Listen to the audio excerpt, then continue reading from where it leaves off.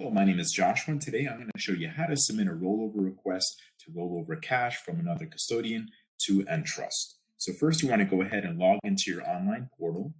Then you want to locate the quick links box, click Fund Account, select the account you want to roll over the funds to, click Direct or Indirect Rollover, click Next, select the rollover type. You can do a direct rollover or indirect. Direct just means that the funds will be coming directly from the other custodian. Indirect means the custodian will send you the funds and then you will send us the funds. Here you want to enter the other custodian's information. If you don't know the phone number or address, you can just find a local branch and enter that information. Now, sometimes the other custodian will require a letter of acceptance from Entrust. So if that is the case, you want to check the box. If not, you can leave it unchecked. You can leave this blank if there are no special handling instructions.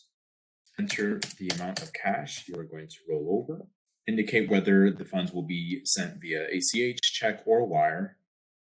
If you don't have this information, you can actually leave a blank. Any field that does not have a red star next to it, you can leave a blank. So today we're not going to do an in-kind rollover of an asset, so we want to check the box if we're not rolling over in kind.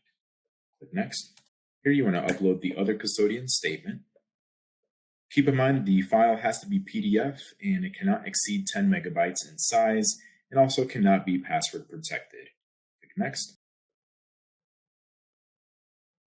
Check the box, click Submit, and there you go. You've submitted a rollover request. Now the second step of this is you actually need to contact the other custodian and initiate it with them.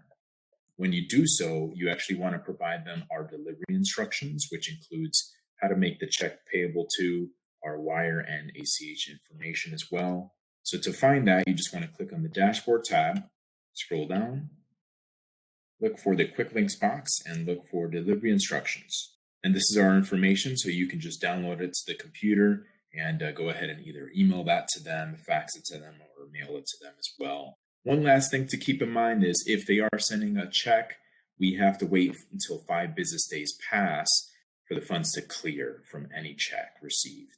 And that's how you submit a rollover request online. I hope this helps. Thank you.